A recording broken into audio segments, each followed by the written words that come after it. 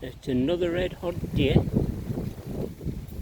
but there's a canny breeze here now, so I'm going to do some weeding. I watered I've done half the garden, watered it, but I want to do a bit weeding on the parsnips, Gladiator F1, which is going very well at the moment. There we go, it's sort of weeded.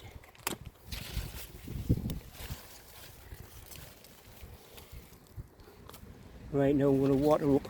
Oh, there's the one I've missed.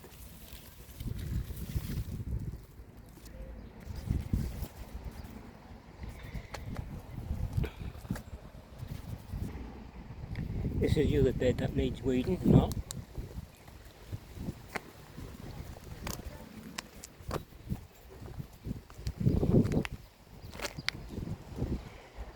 Plenty of butterflies. The broad beans is just starting to appear now and all, which I'm pleased about because they're one of my favourite foods.